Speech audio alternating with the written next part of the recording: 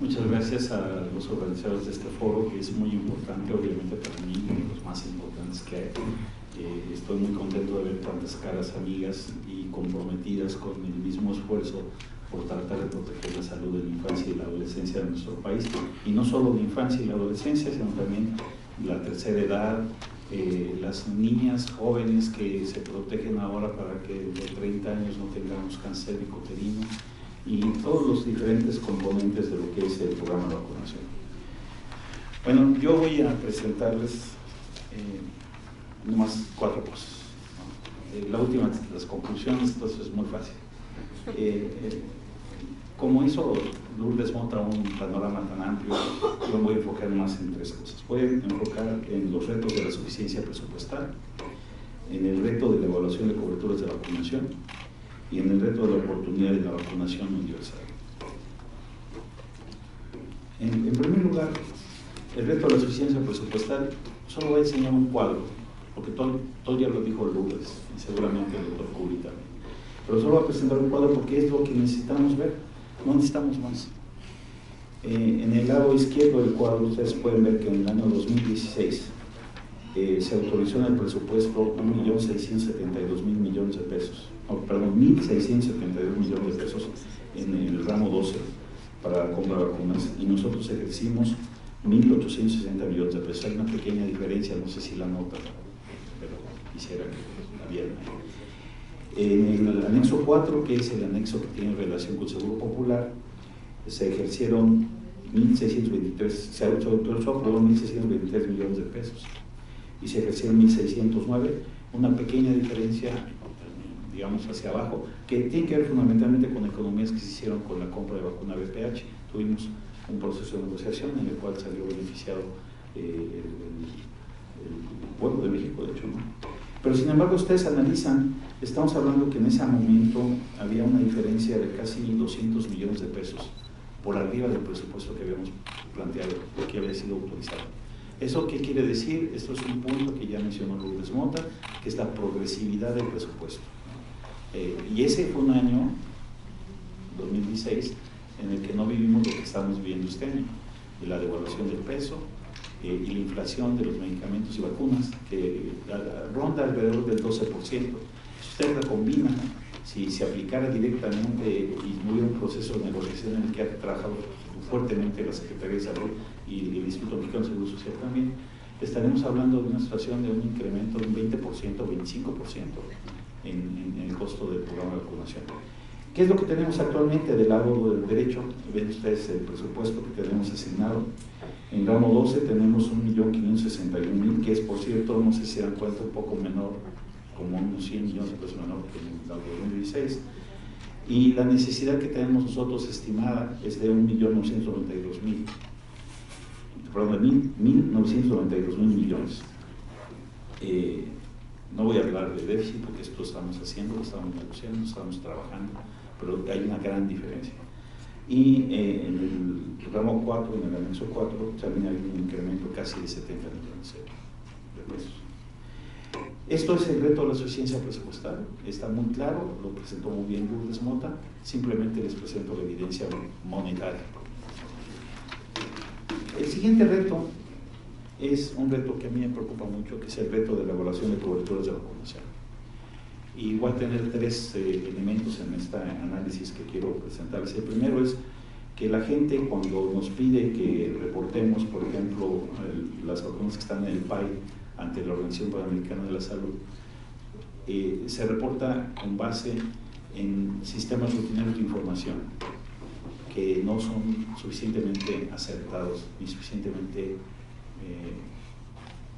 digamos, con la calidad suficiente. Y ahorita los voy a tratar con calma, pero quiero que ustedes, cuando vean las diferencias, se den cuenta que el hecho de que tengamos información que nos presenta claramente diferencias entre lo que se da por rutina, lo que se da por encuestas y lo que ahora estamos teniendo en colaboración con la Fundación de SLIM en la cartilla digital de vacunación, son elementos que tenemos que usar para la planeación, no es para que develemos aquí o hagamos harakiri administrativo, ¿no? Entonces, en ese sentido, yo quisiera presentarles con el reto de las coberturas de vacunación es tener la información de rutina de las encuestas y de lo que voy a llamar sitio centinela ahora, que nos permitan evaluar mejor el desempeño de las coberturas de vacunación. Es un proceso que estamos realizando mientras estoy hablando, estamos trabajando ahorita, estamos en una reunión nacional del Centro Nacional de Salud de la Infancia y Adolescencia, revisando con todos los estados en la ciudad de Oaxaca precisamente este problema de la cobertura. Entonces, empezamos por las coberturas de rutina. La cobertura administrativa depende de la confiabilidad de los datos de la cobertura, que se basa en la disponibilidad de numeradores y denominadores válidos de la población. ¿Eso qué quiere decir? Nuestro sistema de información de salud se basa ahorita en este momento para coberturas de rutina en un sistema de paloteo. No se basa en un sistema de un censo nominal. Por lo tanto, el numerador es un numerador que tiene problemas y lo tenemos que entender. ¿Por qué tenemos los problemas? Este es un proceso muy largo, voy a decir algunas cosas adelante de ese punto. Para ejemplificar un poco, el numerador, por lo general, son las dosis aplicadas de la vacuna, que esto es interesante porque no estamos hablando de los niños que necesitaban la vacuna y que les aplicamos la dosis, estamos hablando de la dosis aplicada de vacuna, nada más. Y el denominador es la población por un grupo de edad específico en un tiempo definido y con un esquema para la edad. Vamos a ver que dependiendo de esa situación nos crea una sobreestimación de la cobertura. Si usamos el método de rutina, yo estoy en un proceso de analizar y de hacer una investigación para ver de qué tamaño es la sobreestimación. No lo sabemos. Ahorita que veamos los resultados de encuestas y los resultados preliminares de las cartillas digitales que seguramente va a presentar Miguel Betancourt, se van a dar cuenta que hay mayor variación. Bien. Las coberturas de vacunación de rutina, si las ven en 2013, 2014 y 2015, tienen grandes e importantes variaciones, porque la información y la calidad de la información que nosotros obtenemos en los diferentes años ha ido transformándose. Por ejemplo, en el año 2013 se abandonó el PROVAC, porque el PROVAC ya no tenía la capacidad de darle seguimiento como censo nominal a las vacunas. Entonces tenemos variaciones muy grandes, ¿no? Ustedes pueden ver, por ejemplo, que la hepatitis B, la cobertura en 2013 era 79.1 y que la pentavalente en esquema completo menores de un año era de 62.5. Si usamos una lógica muy simple de teoría de conjuntos en aritmética, ¿no? Nuestro máximo posible en 2013 para el esquema completo de vacunación en un año no podía exceder el 62.5%, ¿no? Sin embargo, por el sistema y la fórmula que usamos, resulta que teníamos un esquema completo menor de un año de 83.8. Entonces ahí hay un problema de sobreestimación de la cobertura. ¿Que es preocupante? Sí, es muy preocupante. Entonces ya con eso les dejo aquí para que no se me espanten. Bueno, lo que sigue los voy a espantar un poco más. Entonces el que sigue es, ok, ¿qué alternativa tenemos? La alternativa que tenemos es, por ejemplo, en este momento uso de metodología de encuestas.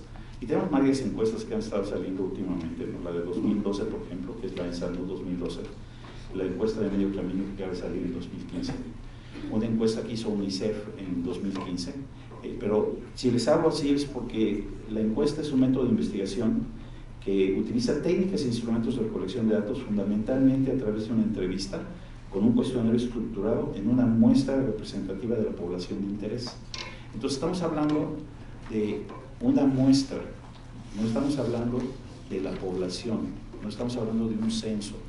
¿Qué pasa entonces? Bueno, en la metodología que usamos, en la metodología que usamos en la secuencia de cobertura de vacunación, el primer punto es que se realiza con base en la Cartilla Nacional de Salud. Entonces, el primer punto es, ¿qué tan buenos somos distribuyendo la Cartilla Nacional de Salud? Entonces, si somos muy buenos, si todos los cerca de 2 millones de niños que nacen cada año reciben su Cartilla Nacional de Vacunación, entonces es un muy buen instrumento. No somos muy buenos. Y alguien más hablará sobre eso algún día, aunque yo no, porque no tengo tiempo. El segundo punto es que las vacunas se realizan con una periodicidad muy definida. Por ejemplo, las en Sanud se realizan cada 5 años. Ahorita estamos preparando la Encuesta Nacional de Salud y Nutrición 2017. La anterior fue en 2012. Entonces no podemos, en un programa de vacunación que año con año tiene variaciones, estar esperando 5 años para tener una medición que aparte se basa en la cartilla. ¿Y qué pasa en ese sentido? Que hay una posibilidad de subestimación. Si lo rutinario nos sobreestima, las encuestas nos permiten suponer y nos dan un sesgo hacia abajo. ¿Por qué? Primero, porque si no posees la cartilla, no cuenta como vacunado. El niño que no tenga una cartilla no cuenta como vacunado. Y el segundo es que hay muchos lugares donde se vacuna, pero no se registra la dosis aplicada en la cartilla.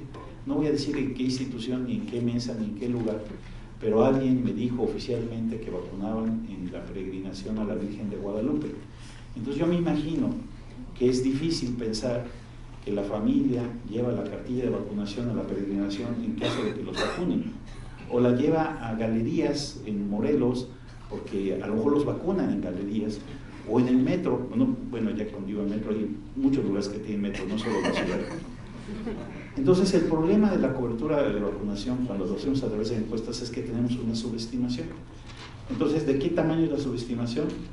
Pues tampoco no lo sabemos, depende de qué tan bueno fue el muestreo, ¿no?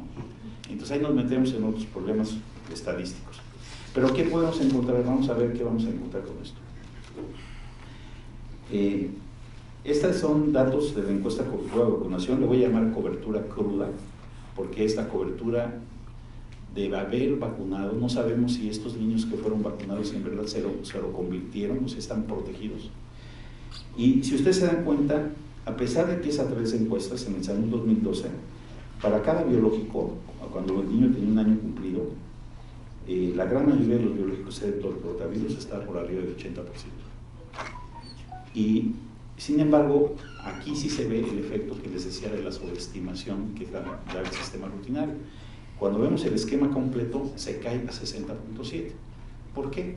Porque en ese esquema completo, si tú usas 5 vacunas, cada vacuna tiene un número de niños que no vacunan, ¿no? Y sabemos que máximo podrían tener 76.8, que es la vacuna que menos se vacunaba, que era el rotavirus. Sin embargo, está por abajo porque hay de las otras vacunas niños que tampoco eran vacunados. Entonces, tenemos un problema de conciliación, pero ahora el problema que ya les dije es que esta es una subestimación y la otra es una sobreestimación. Entonces, ¿qué podemos hacer? Les doy más evidencia. Este es un cuadro muy grande. Nomás quiero que vean, por ejemplo, la pentavalente en el Ensanud 2006, que tenía 56.8. Luego en la ENCOVA 2010 llegó a 70.8. Y luego en el Ensanud 2012, 69.4. Eso nos habla, bueno, eso nos habla que no sé usar esto. Perdón, me pasé otra vez. Eso nos habla de que son diferentes biológicos, pero tenían similares enfermedades que protegían. Que hemos tenido una tendencia, usando encuestas, a tener coberturas por debajo de lo que deberíamos esperar en nuestra cobertura rutinaria. Bien. Ahora sí no voy a brincar porque yo creo que esta es su obra. Y me quiero meter a lo que yo llamo cobertura efectiva. La cobertura efectiva es realmente lo que podemos hacer con encuestas seroepidemiológicas. La seroepidemiología se puede definir como el estudio de la distribución de las enfermedades infecciosas mediante la detección sérica de los marcadores de infección e inmunidad. Las encuestas seroepidemiológicas se definen como los estudios seroepidemiológicos desarrollados en muestras poblacionales para investigar el nivel de protección inmunitario frente a enfermedades vacunables, las coberturas vacunables y las variables asociadas con la inmunidad y la vacunación.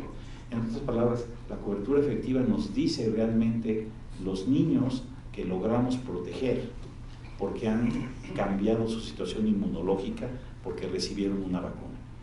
Entonces aquí hay una serie de datos que deberíamos de tener estas encuestas que sean muy útiles. Por ejemplo, podemos tener el caso de un niño que recibió la vacuna pero que no tuvo seroconversión. ¿Qué proporción de los niños que reciben vacuna no tienen seroconversión? Es un dato fundamental para la planeación de lo que es la vacunación. Bien. Les doy un ejemplo en algo exitoso, ¿no? En el caso de la encuesta epidemiológica de 2011, se vio que por sarampión teníamos 95% de seroconversión. Es un dato muy importante, tenemos una población cubierta. Esto, si lo ven con el lado, a ver si no le cambio otra vez, con este lado, van a ver que en 2007 hubo 0 casos, en 2008 hubo 2 casos importados, en 2009 y 2010 0 casos, en 2011 3 casos importados, en 2012 0 casos. Hay una correspondencia entre esta potencia, digamos así, seroepidemiológica y la presencia o no presencia de casos de sarampión. Entonces, lo que podemos aquí decir es que en el caso de esta encuesta de 2011 nos dio evidencia de que teníamos una adecuada seroconversión en la población, que entonces podíamos correlacionar con una buena cobertura, que era de muy alto nivel, 95%, de acuerdo a los estándares de la OMS, ¿no? Entonces, esta parte de la cobertura efectiva es algo que tenemos que trabajar. Esa es la verdadera prueba. Si nosotros pensáramos que la cobertura cruda es como la detección para lograr tener un tamizaje, la prueba diagnóstica comprobatoria sería la seroconversión. ¿Okay? Bien. Ahora, el problema es que no nos podemos quedar ahí. Una sobreestima, la otra sobreestima, entonces aquí hay mucho cariño, ¿no? Mucho cariño, unos para arriba y otros para abajo. ¿Qué podemos hacer? Y aquí viene la participación que seguramente va a ampliar mi querido amigo Miguel Betancourt en un momento. La verdadera solución a los problemas de planeación de información que tenemos que tener en Sencilla, que es el reto fundamental de la cobertura y de la evaluación de la cobertura, es tener una cartilla electrónica de vacunación. Este proyecto está integrado por varios componentes que vamos a denominar en forma conjunta el sistema de cartilla electrónica de vacunación SER, y de ahí el nombre también de los diferentes elementos que van desprendiendo, que no voy a decir para no quitarle palabras a Miguel de la boca. ¿Qué tiene esto? Tiene una cartilla nacional de salud a la cual se le adhiere un chip donde tiene la información del niño actualizada. Tiene una aplicación móvil con tabletas. El detalle otra vez se lo dejará Miguel, que es el que sabe todo esto, pero son tabletas que llevan las personas a detectar la información, donde pueden cargar la información que viene en la cartilla y bajar la información a la cartilla, donde hay una nube de datos que guarda la información en diferentes fuentes, lo cual le da oportunidad de tener capacidad de no perder información. Se da a través de un administrador web y también genera un tablero de control que permite la gestión adecuada del programa de vacunación. Eso es el IDER. ¿Qué voy a decir yo de esto? Muy poquito, pero muy importante. Hemos estado platicando y trabajando muy cercanamente con Miguel Betancourt, con la gente de las fundaciones, en tratar de avanzar en la implantación de las cartillas de vacunación, pero reconociendo que es imposible que hagamos todo ya, de una sola vez. Entonces, en la siguiente transparencia, quiero platicarles lo que hemos estado haciendo. En la actualidad, la Fundación SLIM tiene aprobando la cartilla en estos estados, pero no en todos los estados. A partir del mes de marzo, empezó Querétaro con todo el estado y estamos ampliando probablemente a tener todos los estados, exceptuando la Ciudad de México, a tener una cobertura de todo lo que sería cartillas de vacunación y adicionar probablemente al estado de Chihuahua, el de San Luis Potosí. Si se dan cuenta en los mapas, lo que permitiría es ver desde el sur hasta el norte del país y tener lo que yo llamaría la posibilidad de tener sitios centinela, una distribución geográfica del país que me permita ver, si no la película completa, sino una película general de las variaciones que podríamos tener, porque el norte es diferente al centro, el centro es diferente al sur. Bien. ¿Cuáles son las ventajas? Y aquí le voy a quitar palabras a mi amigo Miguel. Permite mantener un registro digital nominal con información actualizada de las dosis que cada persona recibe. Además, es posible crear estadísticas generales a nivel regional y nacional para identificar y comparar avances en la implementación de los programas de vacunación. Como parte del proceso de la cartilla electrónica de vacunación es el contar con una cartilla que se quede con el niño y con la familia. Hay una, digamos, validación de que estén todos los niños con cartilla, ¿no? Si no están con cartilla no podemos funcionar. Entonces se elimina parte de esos problemas que teníamos con las encuestas. Al estar en diferentes zonas geográficas, permitirá visualizar un panorama general del estado que iguala las coberturas de vacunación del país y nos permitirá optimizar los recursos humanos y su capacitación. De hecho, me adelanto, pero tú lo vas a decir, que es una parte muy padre del sistema. Tú puedes inclusive darte cuenta de si hay vacunadores que vacunan más que otros, ¿no? Si hay jurisdicciones que vacunan más que otros, y sobre todo tratar de buscar las razones por las que esto pasa, para potenciar la capacitación y la optimización de los recursos humanos. Y finalmente voy a pasar al tercer reto, que es el reto de la oportunidad de la vacunación universal. Aquí tengo que reconocer un sesgo personal. Yo durante toda mi carrera he trabajado en políticas y organización de políticas de salud, en particular en calidad de la atención. Ese es el campo en el que he estado desarrollando mis estudios, mis investigaciones y mis contribuciones. Entonces, una de las cosas que a mí me parecen muy importantes es considerar que el reto de la oportunidad en la vacunación universal es un reto de calidad. ¿Por qué es un reto de calidad? Porque alcanzamos volumen. Siendo conservador, tener vacunaciones por arriba del 80%, coberturas por arriba del 80%, nos da una protección que le llamamos inmunidad de grupo o inmunidad de rebaño.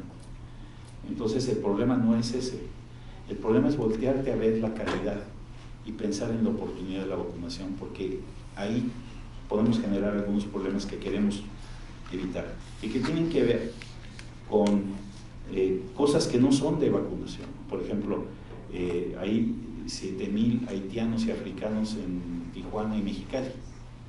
Entonces, ustedes dicen, bueno, pues es un problema de Baja California, ¿no? Entraron por Guatemala y subieron por La Bestia y por otras bestias y llegaron finalmente hasta el norte.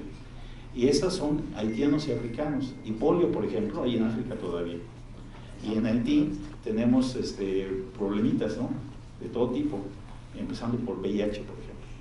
Entonces, la pregunta que se hace es, tenemos que voltear a ver la oportunidad de la vacunación universal, porque es una manera de fortalecer la calidad del programa y salvaguardar de estos posibles eventos que no podemos controlar que suceden en el país, ¿no? Entonces, ¿por qué? Primero, porque hay una serie de causas habituales de oportunidades perdidas para vacunar. Primero, el peor de todos es no detectar la necesidad de vacunar. El segundo es el mal conocimiento de los esquemas de vacunación. Los esquemas de vacunación no los inventó alguien ociosamente, dijo, voy a vacunar con pentavalente y sería bueno vacunar a los 2, a los 4 y a los 6 meses porque son meses pares, ¿no? No, o sea, fue definido con evidencia, como decía muy bien Lourdes Mota, fue definido con estudios de investigación que dejaron claro que si tú quieres alcanzar una inmunogenicidad adecuada en los niños por estas vacunas, tienes que vacunarlos a los 12, a los 4 y a los 6 meses. Hemos estado viendo algunos datos en donde los esquemas completos se completan en algunos casos a los 18, a los 24, a los 36 meses. El tercer punto es no disponer de la historia de vacunación. O sea, si no tenemos la historia de vacunación, dice alguien, ¿no? Si tú no reconoces tu pasado en la historia, estás garantizando cometer los mismos errores en el futuro, ¿no? Muy bien, ya me se olvidó quién es la cita porque me la dijo el doctor en una ocasión y él sí se acuerda. Otro es no administrar varias vacunas simultáneamente o exceso de vacunas, ¿no? A mí me preocupó mucho esto que les platiqué de que alguien me decía que está vacunándose en lugares públicos como peregrinaciones, porque entonces la pregunta se vuelve una pregunta no solo de calidad sino de eficiencia, ¿no? O sea, si ya cubrimos todos los niños, ¿por qué vacunamos en estos lugares? Y dicen, no, no importa porque es un refuerzo, pero no es cierto. Un refuerzo es algo que damos para fortalecer la inmunogenicidad. Cuando das una vacuna que no se necesita, es un desperdicio. Entonces eso también es muy importante. Otro problema es no disponer de vacunas en el lugar donde se detecte la necesidad de vacunar. Por ejemplo, hay distribución de vacunas, no voy a decir en qué estados, que se dan en forma homogénea, por ética, por equidad, ¿no? Y resulta que no es lo mismo la jurisdicción 1 que la jurisdicción 6. El número de niños que hay en la jurisdicción 6 es 3 veces mayor que en la jurisdicción 1 y sin embargo se les da la misma cantidad de vacunas a los dos lugares, cuando debería de haber más vacunas donde hay más niños. Entonces el hecho de tener la cartilla digital de vacunación va a permitir identificar con mayor precisión las poblaciones que tenemos que vacunar. Luego, lo que decías, Lourdes, ahí está metido, ¿no? Estos miedos injustificados a la vacunación, que pueden tener diferentes razones, algunas religiosas, algunas ideológicas y algunas de ignorancia, que se da mucho en el país del norte. Y finalmente, falsas contraindicaciones. A cada rato, de repente, relacionan vacunación con autismo. No hay evidencia en lo absoluto científica de que la vacunación esté vinculada con el autismo. Ninguna. En fin, si resumo este reto de la oportunidad de la vacunación universal, yo lo resumiría así. No basta con vacunación, no basta con que hagas tú bien tu programa nacional de vacunación, no basta con que mejores todos los aspectos que sabiamente el grupo que ha estado empujando la reforma de la ley para la vacunación ha impulsado. Tenemos que pensar en la calidad de la atención primaria de la salud. Nosotros somos un país que tiene una calidad de la atención primaria de la salud deficiente. En los últimos 10 años, el primer contacto de atención en el país se ha trasladado de las instituciones públicas a las farmacias, a los médicos adyacentes a farmacias. De acuerdo a las estimaciones, porque nosotros en México somos muy cariñosos y todo lo hacemos con estimación, existen alrededor de 100 millones de consultas que se dan en las farmacias en el país. Eso no es atención primaria y sin embargo está cubriendo parte del primer contacto de atención. Entonces, si nosotros no trabajamos en la calidad de la atención primaria, también se vuelve una barrera para nuestro programa de vacunación. Entonces, esa es la siguiente cruzada que le vamos a pedir a Lourdes Mota que encabece. El segundo es, tenemos que tener una base poblacional para poder ser capaces de vacunar bien. Los médicos y su equipo deben de contar con una población de responsabilidad afiliada, pero no una responsabilidad administrativa, una responsabilidad verdadera. En Inglaterra, en Finlandia, en España, en Dinamarca, en Suecia, en Francia, existen esquemas de atención donde un médico y su equipo de salud son responsables de entre 1.300 y 1.700 personas. Pero son responsables. Cuando yo llegué hace 3 años a Inglaterra, porque me hicieron el favor de nombrarme director del Centro de Estudios Mexicanos en el Reino Unido, lo primero que recibí fue una llamada telefónica de mi médico general que me pedía que fuera a tener una cita porque yo tenía que estar con él y tenía que hacerme mi perfil, ¿no? Entonces, esos son sistemas de atención primaria con base en responsabilidad que tenemos que desarrollar en nuestro país. Si queremos en verdad llegar a ese punto final, que es el incremento de las coberturas de vacunación, lo tenemos que hacer fortaleciendo la atención primaria y fortaleciendo este esquema de médicos que tengan una base poblacional. No necesariamente de farmacia, pero algo tendremos que hacer. Entonces, con eso acabo, en breve, 3 conclusiones que podría yo dejar en la mesa para ustedes. Obviamente, todas las que dijo Lourdes, ella tuvo como 26, yo nomás 3. Fortalecer la atención primaria de la salud. Esto es algo que tenemos que hacer. He estado escuchando en diferentes fuentes, en diferentes periódicos, que el Seguro Popular ha crecido mucho, pero no la capacidad de atender. La capacidad que tenemos que asegurar que crezca es la de la atención primaria de la salud, es la de tener médicos cerca de la gente que les puedan cubrir sus necesidades de atención médica, pero también de prevención y de desarrollo de capacidades en salud. El segundo, ya lo dijo muy ampliamente Lourdes, me sumo al barco, garantizar la suficiencia presupuestaria para el programa de vacunación universal, con una claridad muy importante. Las vacunas año con año aumentan de precio. Las poblaciones están cambiando, porque ahora resulta que tenemos menos niños, pero tenemos un chorro de viejitos y les damos la vacuna neumocóxica a los viejitos. Y la transición epidemiológica y demográfica de este país nos va a mandar a tener que gastar más en la prevención que también tenemos que hacer de las gentes de la tercera edad. Y finalmente, un compromiso que yo quisiera hacer público de continuar con Sitio Centinela en el futuro, implementar la cartilla electrónica de vacunación en todas las unidades de salud del país. Muchas gracias.